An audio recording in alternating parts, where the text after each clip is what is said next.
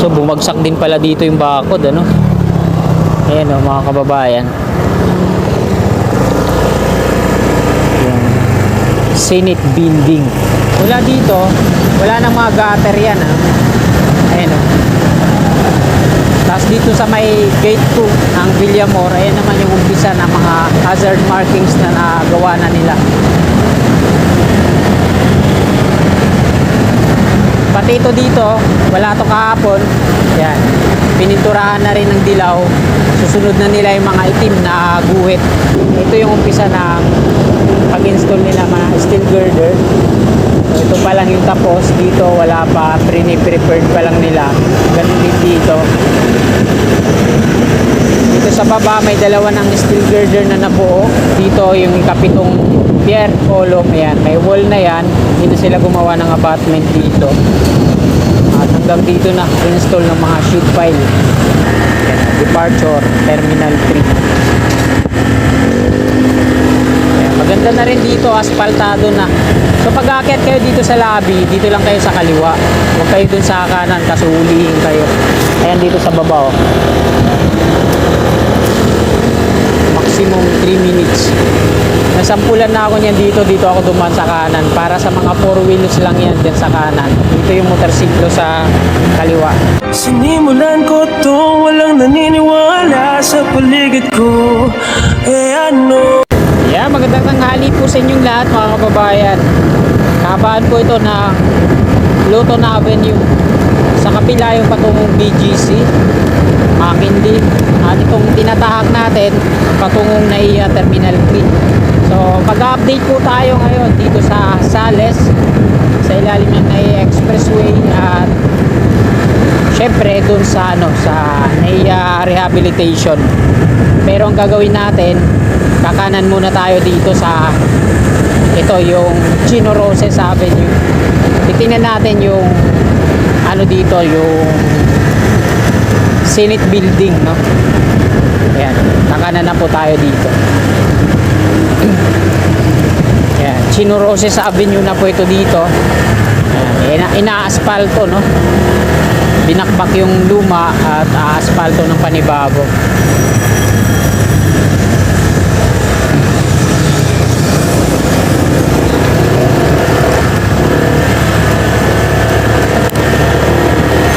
Mula dyan sa may gate 3, malapit lang naman to dito. Ayan, kita na nga dito yung building ng Senate building. Ito dito sa kaliwa natin yung DepEd. So dyan po yung location ng subway. Batay sa gwardiya na nakausap natin, didemolish daw sila dyan. Malawak yung madidemolish dyan sa kaliwa natin, DepEd, para sa subway Senate station. May mga markings na dito sa kanan. Pati dito yung Petron.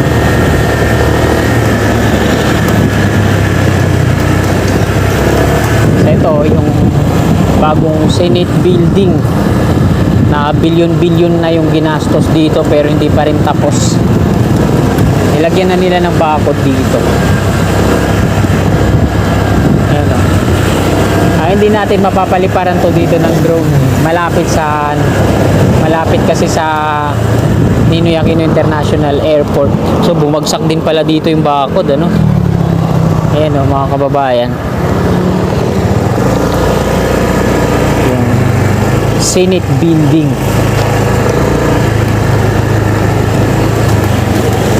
Hanggang dito yun sa dulo. Bali yung subway, wala pang senyales ng pag-uumpisa dito, no? Dito yun sa harapan, pahaba, patungo dun sa may DepEd, yung tinuro ko sa inyo kanina.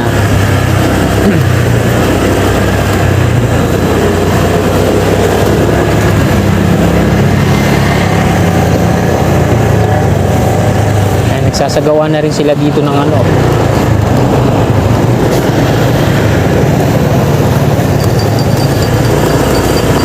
gwardyado.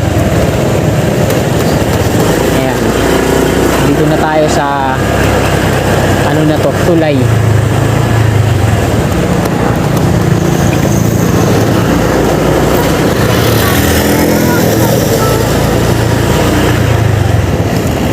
Ito yung Pasong Tamo Bridge. Ayan o. Pasong Tamo Bridge.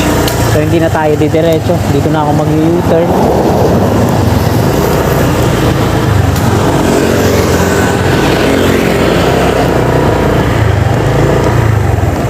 Ayan o. Patungo yan dun sa may may Magallanes. Itong tulay na ilog na to.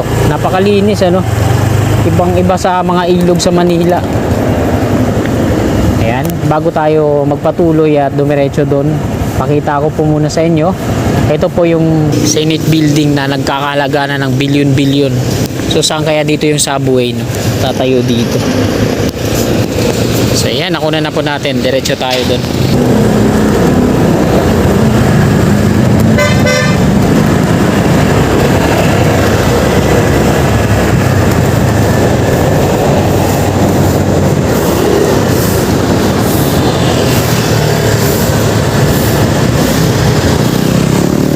Yung bakod nila dito hinahangin ng malakas. Yan.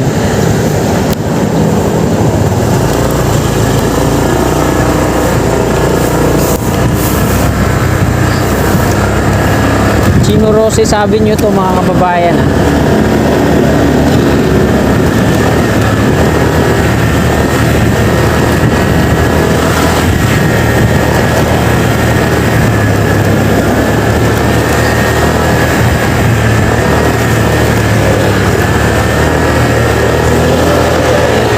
Kalapit lang sila ng dito sa kanan.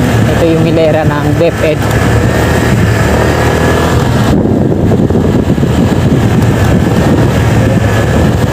Yan, pati siguro tong Petron na to pag nagumpisa na yung subway dito apektado. Baka di lang apektado demolish yan.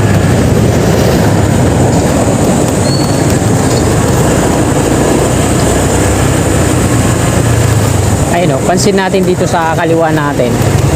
Ayan yung mga markings ng subway. Ayan PT tapos period 6 plus 10.4 meters pababa. Tapos meron din dun sa unahan. Tapos dito sa likod natin, hindi ko na may papakita. Malamang ayan yung sa subway. Batay nga sa pagkasabi sa akin ng guardia dito sa DepEd, dito sa kanan. Dito daw pahabayan yung subway patungo dyan sa nila.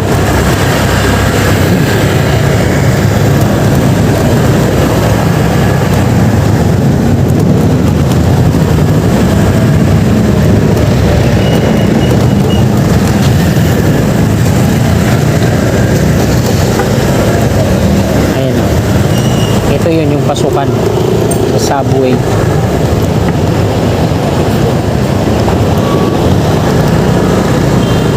Hindi na tayo papasok dyan. May heritage dyan sa loob. Ma-retain daw yan. Hindi daw mati-demolish. Kasi yung sa NCR naman dun sa highway na yun sa gilid ng highway. Ayun pati dito mga kababayan. Dito naman PT.5. Sa kabila yung pinakita ko sa inyo PT.6 tapos dyan plus 9.1 meters.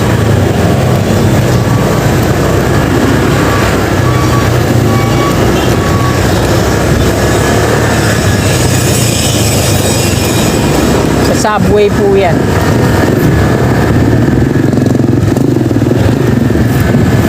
Kasi dito sa kanan natin halos lahat sa DepEd yan lupa ng DepEd.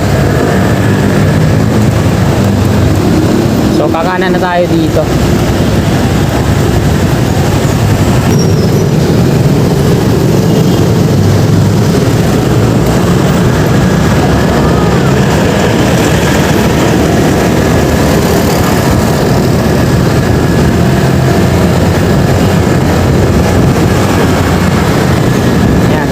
Skyway Stage 1 po yan dyan. And dito sa kanan natin yung hilera, yung rail track ng PNR patungo doon. So sa unahan lang yung sa Senate Station, hindi na dito sa kaliwa yung Nicol Station, hindi na doon yung maging Senate. Dito na tayo sa Sales Interchange, Villamor Golf Course sa kanan.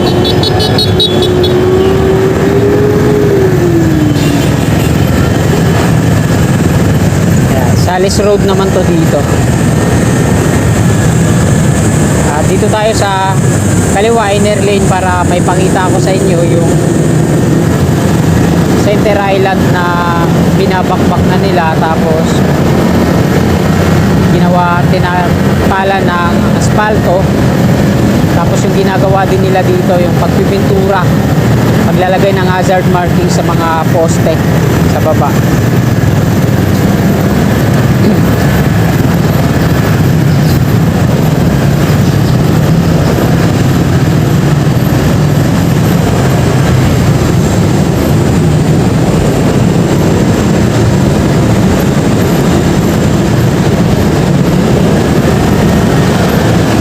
Mula dito, wala nang mga gutter yan, ha. Ayan, o. Tapos dito sa may gate 2 ng Villamor, ayan naman yung umpisa ng mga hazard markings na nagawa na nila. Pati ito dito, wala to kahapon. Yan, pininturahan na rin ng dilaw. Susunod na nila yung mga itim na guhit. Ayun, kagaya sa kabila yan.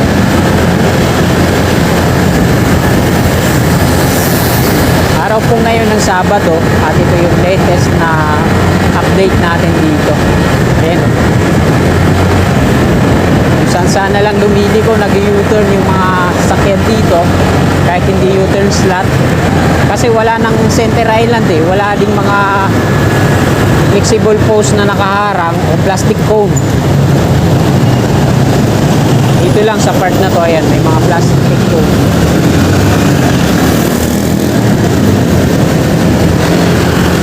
Dito tayo sa service road. Mamaya tayo papasok dyan, Villamor Airbase. Diretso muna tayo dito sa unahan. Pakita ko sa inyo yung ginagawang off-ramp ng NAIA Terminal 3 sa Miguel Corporation. Pero yung contractor, yung subcon na gumagawa, Grand Apex.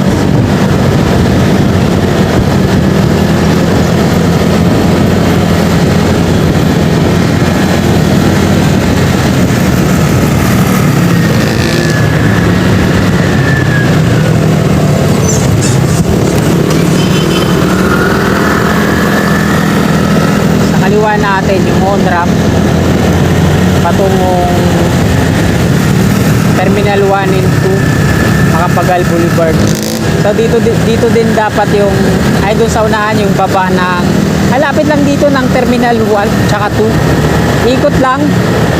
Diba yung nag-viral na Grab taxi ba yun? Yung naniningil ng 1,200 sa pasahero porket galing sa probinsya, akala nila mangmang. Diba? So sana nga natanggalan ng prangkisa yun, tsaka alisayan siya, na-revoke, no? Masyadong garapal yung mukha, masyadong abusado. Lapit-lapit lang dito ng NAIA Terminal 1 and 2, maniningil ng gano'n. Hirap-hirap kaya kumita ng pera, tapos tatagayin mo yung kababayan mong gano'n.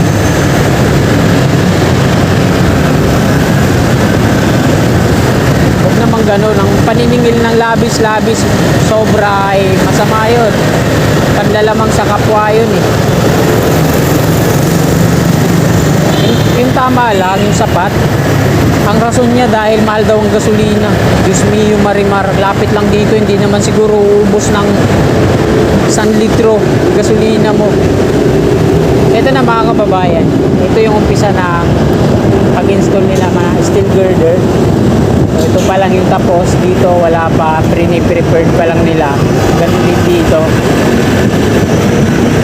Dito sa baba may dalawa ng steel girder na nabuo. So dito yun, sa isasalpak sa taas.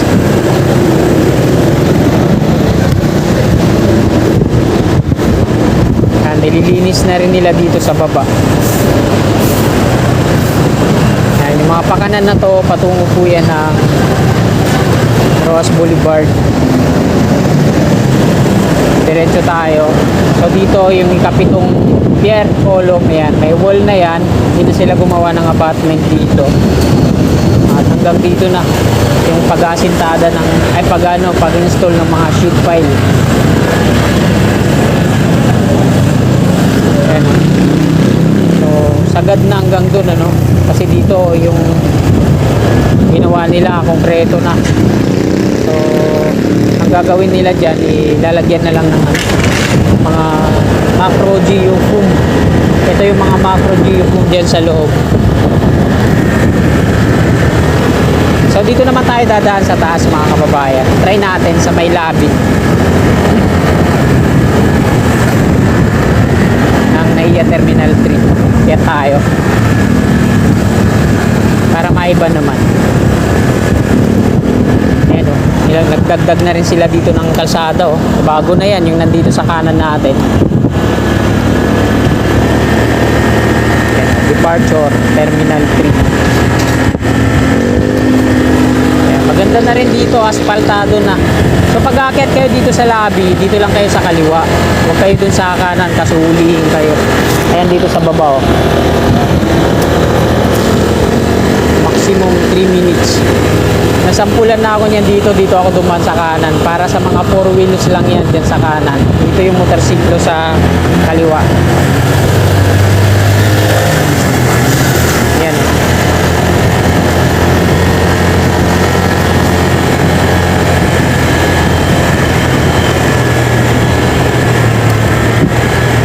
Bay 3, Bay 4. Ang daming bay pala na ito, no? Saka lahat gwardyado.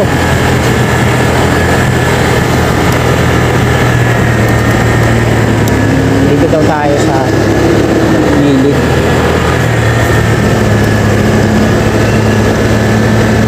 Ito yung footbridge dito sa taas.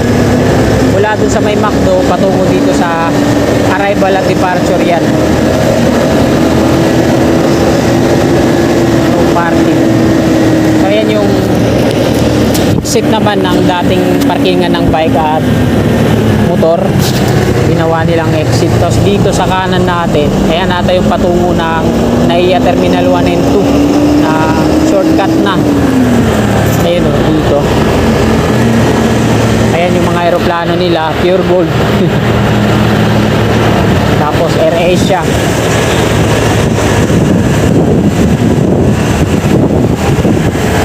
Yan na ako dati sumakay nung pumunta ako ng Negros.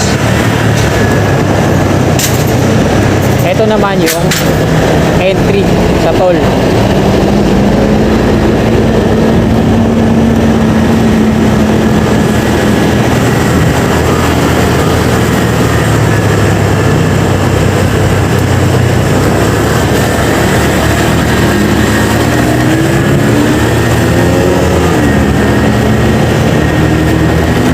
Nandito na tayo sa PAF Aerospace Museum. Yan o. Bagong pintura lang yan. At bawal na tayo mag-video sa loob, baka makumpiska yung ginagamit nating camera. So hanggang dito na lang mga kababayan tong video na to. Marami pong salamat. Magandang tanghali po. God bless po sa ating lahat.